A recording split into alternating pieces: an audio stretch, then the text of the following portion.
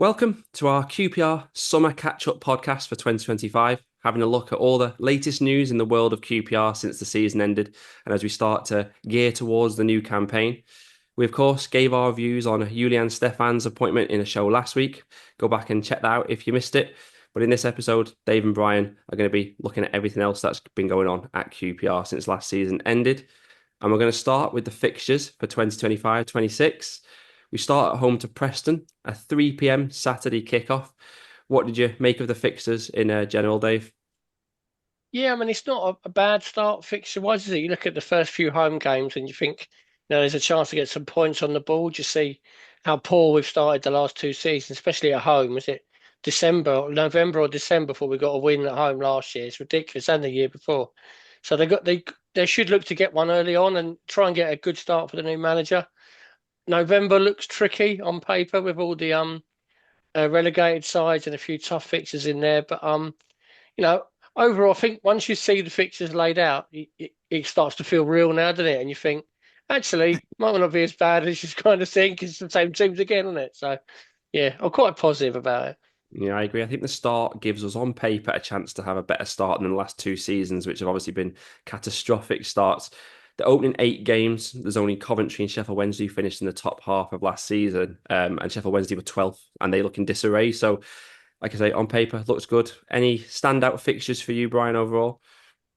Yeah, first of all, I'd say that I agree with both you and Dave. I really do think it's an opportunity for us with a new manager and to some degree, obviously, a lot of new guys coming in to do well and get our feet under the table in the championship before we hit, as you say, that November period. That November period is a real worry for me. I mean, you've got Ipswich at home, Southampton again at home. Then you're following that up with Sheffield United. I mean, Hull's going to look like an easy one compared to that. And then you've got Blackburn and Norwich, both away. It's a tight one, November. And then you're worrying about injuries as you move into the Christmas period, in December. So, yeah, we've got to do well. Good start. And then we'll be, everybody be behind the team. Everybody will be behind the manager. And hopefully, it'll all be good sailing at that point. Yeah, definitely. We don't pay any of the parachute payment sides, like you say, until November. So hopefully we've got some momentum by then. We start with Preston and Watford, but we don't play either of them again until Easter weekend. Really odd, quirky fixture list. When you look at it, we play 18 matches in November, December, January. You're talking half the season is basically in 3 months. It's all crammed into that period. It's how they work it out. I mean, I put up on Twitter last week, we've got 39 matches between the two games against Preston. Again, who works that out? Basically the whole season before we play Preston again. But then you've got West Brom twice in December. Again, very bizarre. Cup draw, we got Plymouth away. Yes. Your thoughts on that, Brian? Yeah, I was excited about that because I can get down there hopefully and stay with my daughter and don't get free time down there. That'd be great. Really looking forward to that. So yeah, I was disappointed when Plymouth went down. So now I'm quite happy about that for the cup and I aim to be down there for that one. And I suppose that's all we're going to get that first round, and then we won't have to worry about this anymore, will we? Yeah, well, Julian Stefan, he's got a good history with cups. Are you expecting a little bit better, Dave? Yeah, we'll knock that out of him. Don't worry about that. I mean, hopefully, I mean, we say every year you hope that they have a go in the cups. We're not realistically going to win them, but if you can get on a run, get through a few rounds, it'll be quite exciting. You know, I mean, Plymouth's a decent draw. It should be a good game down there. We normally take a good crowd there. They'll probably be looking for promotion this year, so it should be a good one. You probably prefer to be at home for these early rounds, but we've got a chance here. Yeah, it's a long midweek trip. If it's on the Wednesday, I worry how much rotation he'll do because obviously we've got a match on the Saturday. It's a long away trip, Wednesday and Saturday. So hopefully it's on the Tuesday and hopefully we can make it through because the cup ones, we all agree, we all love them. So let's see what happens. Let's move on to the three new signings confirmed at the time we speak. The first one was Amadou Mbenge from Reading, 23-year-old centre back, but he can play right back or defensive midfield. Lots of championship clubs are after him by all accounts. Where do you see him fitting in though, Dave? Yeah, I mean, he could play either position really. You could see him going right back and Jimmy Dunn centre half or the other way round. I think one of the problems we had last year with our signings was, they were all right individually, but they didn't have a lot of experience of playing in the Championship or playing English football. And, he's played a lot of games in League One and the Championship. And the main thing he offers us, which we really lack, is pace. Don't have that at the back at all. And, we saw a lot under Cifuentes. You had to defend quite deep and play quite deep as a team. Well, with a bit of pace in your back four or back three, whichever way it goes, you can play a bit higher up the pitch and maybe impose ourselves on teams a bit more. So I do think that will change things. And, you know, just good to get a bit more physicality in the team. He looks a good on paper, looks a really good signing. Yeah, the common theme on the talk about his character, his passion, Reading fans almost universally praising of him and sad to see him go. Are you happy with this one, Brian? Yeah, I am. I was interested in this one because Nuri turned around and said he brings pace, power, and defensive nous to the squad. And I think if he's got that, that's got to be good. If you remember last season, there was always this worry. Steve Cook, with all his experience and whatever, when he turned, him and Richard Dunn, when they turned round and ran back, Jimmy Dunn, they at that stage, you thought, well, the battle's already lost. It's taken them 10 minutes to turn round. The ball's already gone past and half the team's gone past from the opponents. This guy, I think, will allow us to have a bit more solidity at the back, a bit more confidence, and allow the wing backs to push up further. That's what I'm hoping anyway. Yeah, well, a Reading fan I asked described him as one of the best centre backs in League One. So he won't be coming to QPR to warm the bench. So Julian No. Stefani's certainly going to have some selection headaches at centre back if all our defenders are fit. And having watched a few clips of him, he does like that drive into midfield through the first press. But then looks like maybe he has no idea what to do next. So if we can coach him in that a bit of composure and put his head up once he's driven forward, he really could be an excellent sign at this level, as could our next arrival, who was Kwame Poku. And wow, I mean, he's coming across as a bit of a coup. Brian, everyone else was after him. Birmingham Rangers thought the deal was done, but he's at QPR. Is he as exciting as he sounds? Oh, it's got to be, isn't it? I mean, looking at the number of teams that were after him, you've got to turn around and say that this guy has got something if they all want him. I haven't seen any clips of him at all. I have to say that. But it's funny, Peterborough now, I think it's the third first team player they've lost to various teams in the championship. That's not bad going, is it? Oh, no, sorry, one went to Rangers, didn't they? So yeah, I'm hoping that he's going to come in and move things forward because the one thing that didn't happen last season was the wingers taking on players and moving fast down the wing and giving us that option and hopefully crosses for those poor strikers stuck in the middle and waiting for something to happen, anything to happen. So yeah, that's what I'm hoping for anyway. Yeah, from the clips of him, he seems to have good pace over the first 10 yards rather than being absolutely rapid, but he's got good acceleration. His goal involvement stats at Peterborough are excellent. He was in League One team of the season.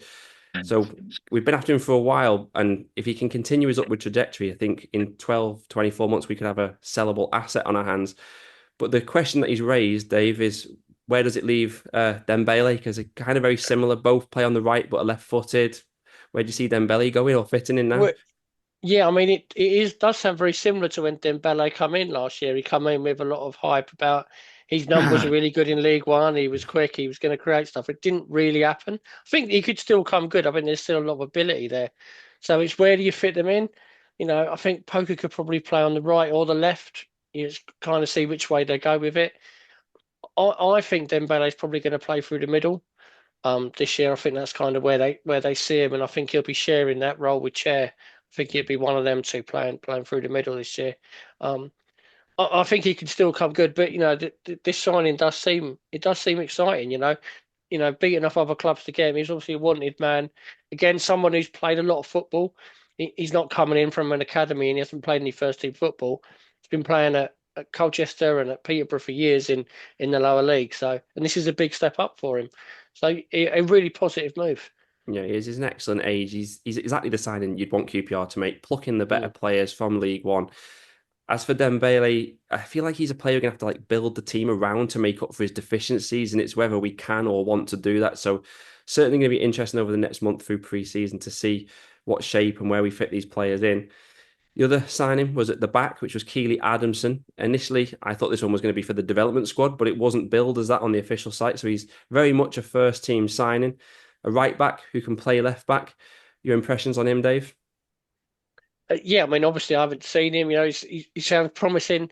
I think he was about 24, so you probably think he's coming in similar to Santos last year as the backup right back. Um, so it feels like a sensible thing to do. You do need backup there. Jimmy Dunn's had a good season last year without injuries. We were pretty plagued everywhere else. You don't know if you're going to pick Knox up there, so you've got at least got a backup there now. Ashby's gone as well, so it makes sense on paper. It doesn't sound like he's cost much money, so it's one of them that if it works, brilliant. If it doesn't, it's not really a disaster. Yeah, rumored only cost £150,000, so it sounds like it's a gamble worth taking on the Clips. Seems to have really good energy, bit of pace again, and athleticism. And it's those couple of words that we keep using about all these signings, Brian. Have we kind of learnt our lessons? Are you sensing from last season? Are they trying to get a better balance in the squad? Yeah, I do, and I agree with about having somebody at the back to cover for Dunn. We were very fortunate last season. He didn't have any major injuries, and yeah, he was somebody we could rely upon. But this guy, I see him equally, like Dave said, coming in as an understudy for Dunn, and then the next season taking off. I can really see that happening. So yeah, we've got a good balance coming up, I think. Now, I have to say, and it was on the forum as well, the Hoops and Dreams forum, they were turning around and so much optimism because we look to be producing not just players for the first team squad where there are holes and gaps and whatever. We're actually getting people for the development for the future. So it's all good. Well, Must stop definitely. this optimism. It's not QPR, is it? No, the development squad. That's actually what's going to come on to next because obviously since we had our end of season shows, the FA Youth Cup final, they beat Brentford 3-1. And Yeah. like Brian just alluded to, heavy recruitment in that area. At one point, there was like almost daily signings for the development squad. Is that the biggest positive so far of Nori's tenure for you, Dave? What he's trying to do there? Yeah, I mean, definitely. I think it's something they've tried to do for years, try and get players in that development squad and bring them through. And I think the number they're bringing in at the minute, especially someone coming from abroad, shows that that's where the focus is. And there's definitely some quality there. I went to that game where they beat Brentford in the final, and you could see there was four or five in that team. You think, wouldn't be surprised if they could step up. And we have lacked that the last few years, when we get an injury crisis, which seems quite regular at QPR, we've got no one to bring in. Now I think you've got a few in there that you could probably, push in. You saw it last year with Ryan Coley coming in, Kieran Morgan coming in when we got a few injuries, and they did well. Alfie Lloyd as well. And there's a few in there that could do that. And I think some of them could probably do with a loan the first half of the season, get them some regular football.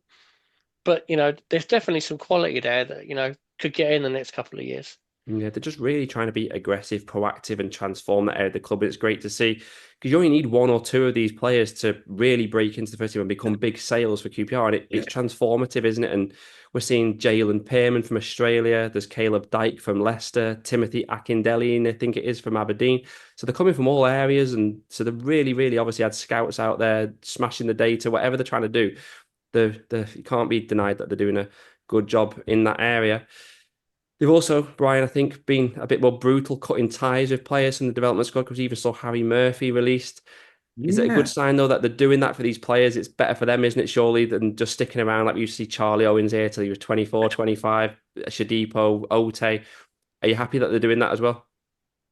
I was shocked that Murphy went. I'll be honest with you, but that said, I understand the logic of it now. With a bit of hindsight, sort of you think, well, okay, maybe that's a good thing. But you're right. It is brutal. The way that they're operating this season is definitely more brutal than it has been in the past. The question is, are they going to bring in enough players to compensate for it? It seems at the moment the answer is yes. And what you're doing is providing the guys who are leaving, you're releasing them. They are getting the opportunity to try somewhere else, prove us wrong in releasing them, or just carry on with their careers and at a lower level.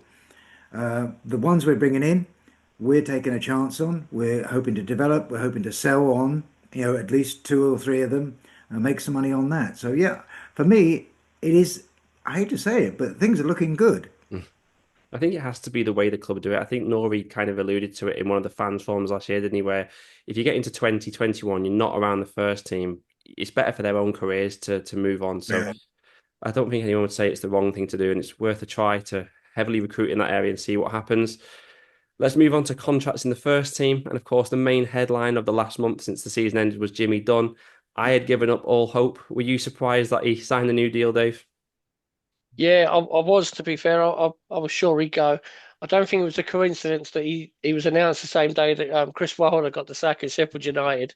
I think if he'd stayed there, he was a certainty to go there. But yeah, I mean, I think he was always one that we could keep, and they were going to need to pay a bit. He obviously had a good season last year, and I think from what I heard, he wanted a longer deal. It wasn't about the money, but it was great they got to keep him in the end, and I think he's just a big player to have. He can play in a couple of positions. He's really good in the dressing room. He's good with the fans. He's just a really good character to have at the club, and you don't want to lose people like that. They're hard to replace, them sort of players. The likes of him and Sam Field. You need those sort of players at a club. So I was surprised that he stayed, but I'm really pleased. Yeah, his presence on and off the pitch would have cost us millions to replace, in my opinion. And he feels like a new signing because I think most of us had given up hope that he was going to stay. But the question, Brian, is with the new manager coming in, do you think he'll be right back or centre back? Oh, I was thinking about this the other day, and I hope it's going to be right back because I think that's where he's most effective. And I think it was a complete shock to almost everybody except perhaps Jimmy Dunn himself, that he was so good at right back. I think when we all saw it the first time when he appeared at right back, we were thinking, my God, are we that desperate? But he was superb all season. I couldn't fault him at all. Fantastic. And the threat that he offered when we had dead balls up at the opponent's end, he was really, really good. So yeah, he's worth having. I'm delighted, as Dave said. I couldn't believe that he was going to be here. I thought he was a goner. So I'm delighted he stayed. Yeah, I personally think he will be a right back because when you think we've got Yeah. Clark, Salter, Morrison, Cook, and Benge, I can only see him at centre back if we play a three at the back and then he'd be on the right hand side. But again, another interesting thing to look out for. But just thankfully he's here. That's the main thing, isn't it? Hopefully, you make him captain as well. I'd like to see that. I think he'd be the right captain for the club. I think the fans would be right behind that.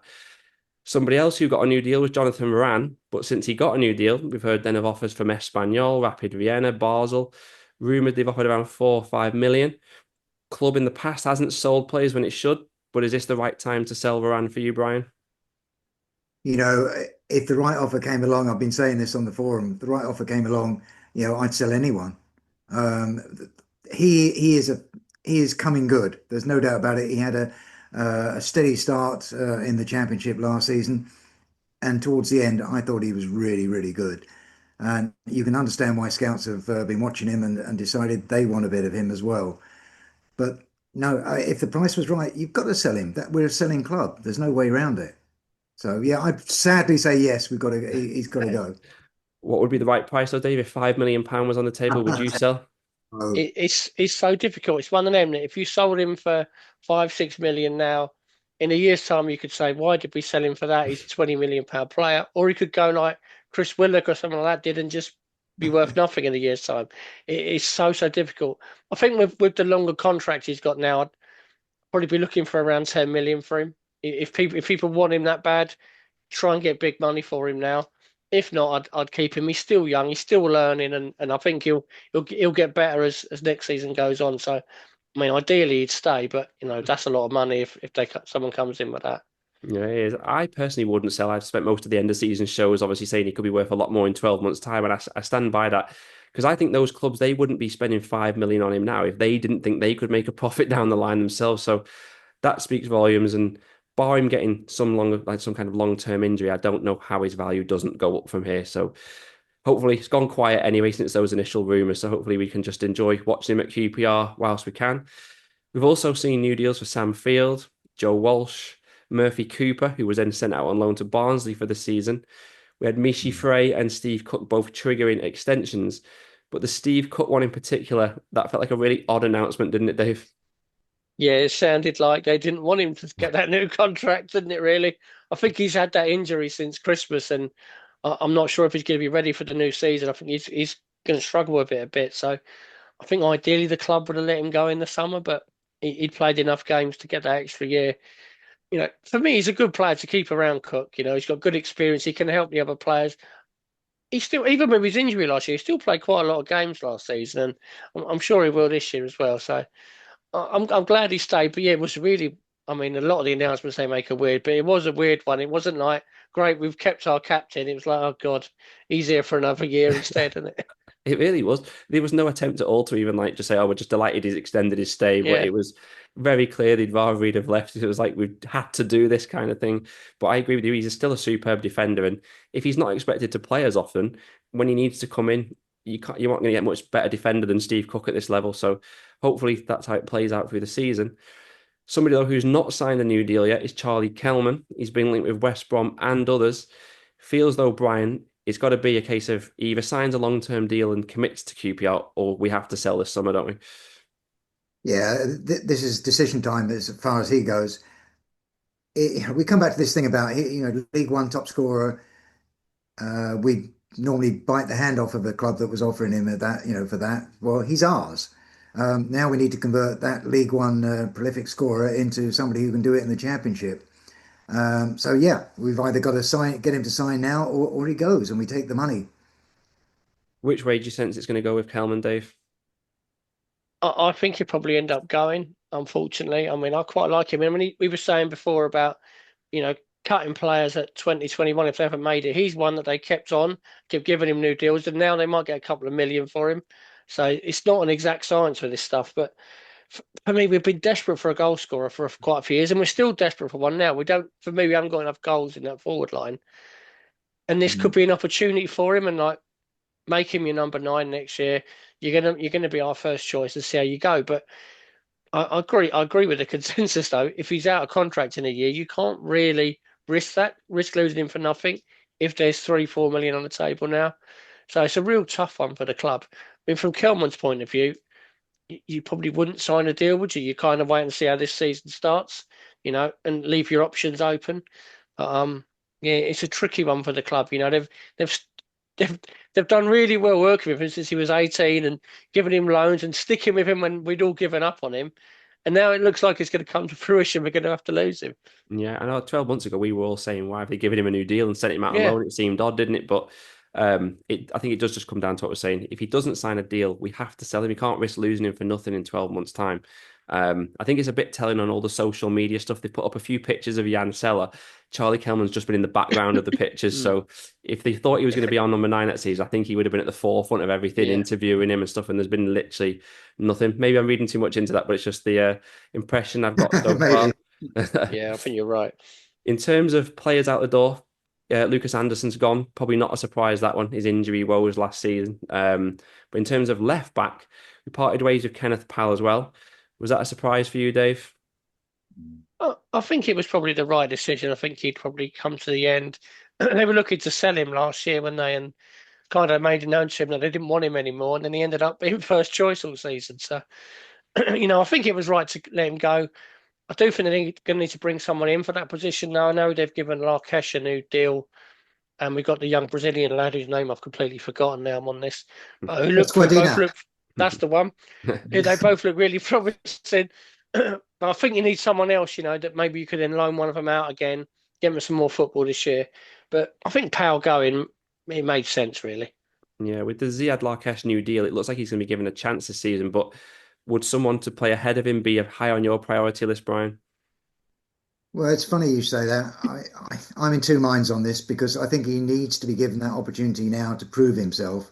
But can we afford to have a weaker left back than we hope for there? Kenneth Powell was for everything that he was in last season, which he didn't appear 100% last season, and perhaps the reason was, as Dave said, because he was feeling a bit cheesed off. But he was solid. You knew where you were with him. Lakesh, we'll have to see how he's come back, how committed he is, and how well he's going to perform.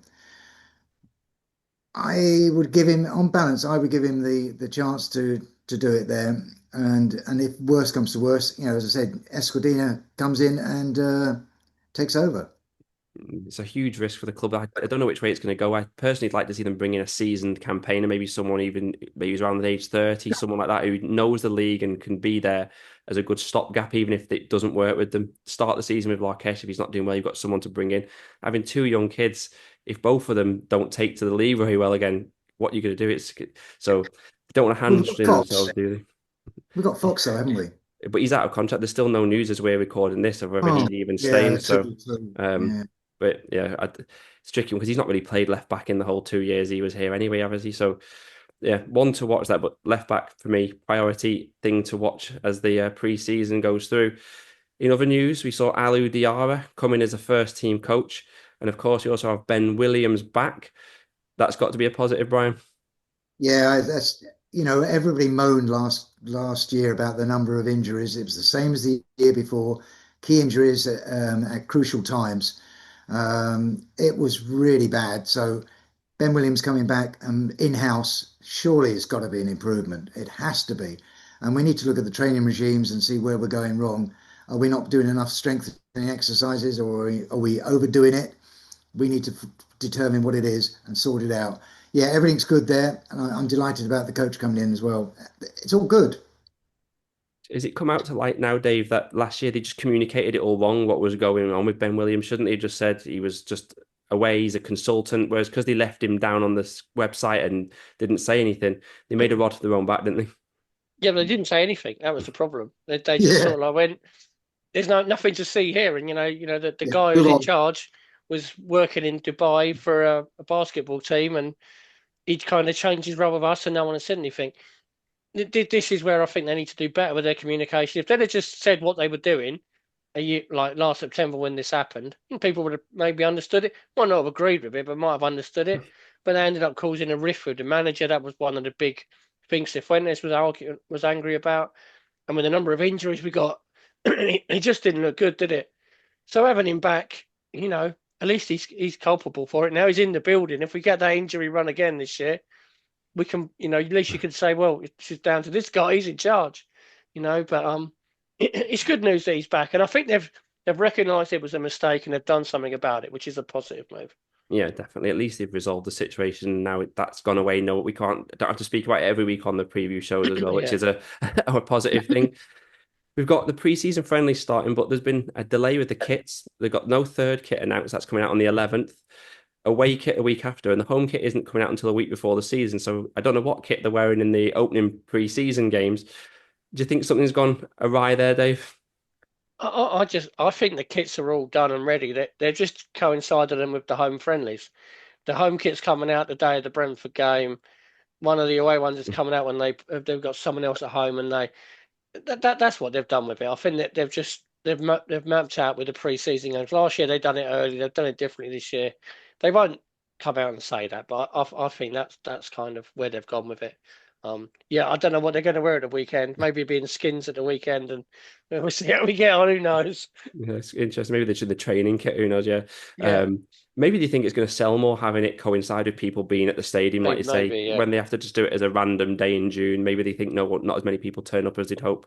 I've heard a whisper it's a traditional looking kit, maybe to mark the 50 years since 75, 76 season. But let's wait and see. Now, before we finish, I wanted some early predictions because the early supercomputers had us 19th. And Dave, I know you're going to be away when we're doing our season preview. So if you were predicting where we'll finish now, would it be much different to that supercomputer? I'd say a bit higher than that. I think we'll be in the bottom half again, but between 12th and 15th, around that range. If we can get more goals in the team, if the new signings settle, who knows? We're one of it. We're one of a number of clubs that are not far away from being able to challenge in the top half. But it wouldn't take a lot for you to be in the bottom 4 or 5. A few injuries, a few bad run. We're one of those that could go either way. I think we'll end up around halfway again, which Brian, isn't a bad thing. no, definitely not. What are your predictions at this stage, Brian? You know, Dave was going on about the fact it would be nice for us to be scoring goals, and yeah, I'm with that as well. That is my concern: is how they're going to set up the attacking line. Will we have Poku on the right, Chair or Dembele in the middle, and Smith or even Benny over on the left, and then a front man up front, or are we going to go with four up front instead? I just don't know how they're going to set up, and that worries me. But at the same time, I've got to have faith that they know what they're doing. They're picking the players for the right slots. They must have something in mind, surely, mustn't they? So I'm going to go. I'm going to go 15th. Yeah, well, we talked. You know what it comes down to me is the fixtures that we talked about earlier. I think if we have the third season in a row with a bad start, it'd be really disappointing. We've got a new manager here now. Let's hit the ground running. Let's get early points on the board and then see where we end up. I know all the betting odds as well. I've got us bottom half. It's our 11th season in a row at this level, so it would be finally nice to have something really good to cheer about. But it does look on paper with our squad as we know it, like we're heading towards a mid-table season. Whether that's good or bad, you have to let us know in the comments. There's been record-breaking ticket sales for season tickets, there hasn't there, in the loyalty window. So that kind of surprised me given the Marty situation and how many 12:30 kickoffs there were last season. But it shows the club is a special club and people are there. They want something to cheer about. So let's hope we get it.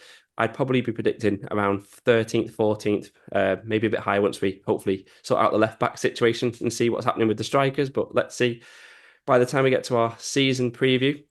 And I think that is just about everything covered. I hope you all enjoy the friendlies. Let's hope this gradual increase in optimism continues throughout the pre-season games. And then we'll be back soon. We'll have our season preview in the week before the opening match and our match season QPR preview shows. We'll be there throughout the season as well. Until those, thank you for watching. Thanks to Brian and Dave for joining me. And come on, you ours.